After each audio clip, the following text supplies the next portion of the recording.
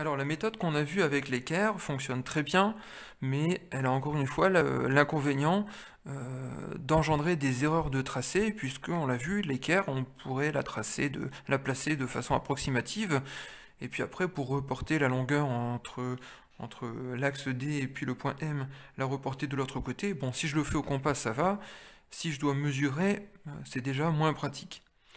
Donc l'objectif c'est toujours d'essayer de retrouver une méthode de construction qui n'utilise que le compas, parce que le compas est un instrument très précis.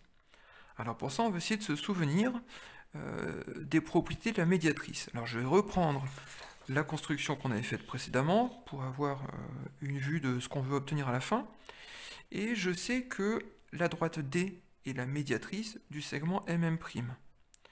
Ce qui veut dire, comme on l'a vu lorsqu'on a travaillé sur la médiatrice, que si je place un point A n'importe où sur cette médiatrice, je sais que le point A va être situé à la même distance du point A, du point M, que du point M'.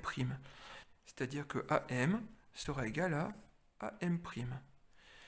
Si je prends maintenant la figure sur laquelle je suis en train de travailler, ce point A, je peux le placer n'importe où, ce que je viens de dire reste valable. Je trace un point A ici, et comme je viens de le dire, la distance entre A et M sera la même que la distance entre A et M'.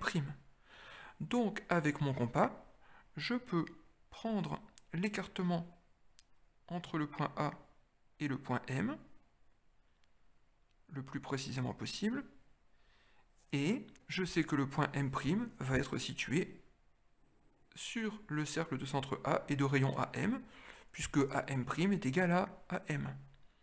Je sais donc que le point M' sera situé, je sais que c'est ici quelque part, donc sur cet arc de cercle-là.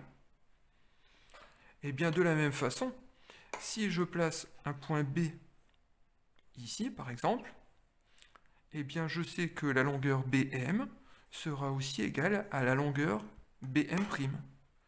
Donc avec mon compas, je peux piquer sur le point B, prendre l'écartement jusque le point M, et je sais que cet écartement va être le même de l'autre côté de ma figure. Donc je peux tracer à nouveau un arc de cercle, et je sais que le point M' sera situé sur cet arc de cercle. Bon, comme il appartient à chacun de ces deux arcs de cercle, je peux en déduire avec précision la position du point M' à l'intersection de ces deux arcs de cercle.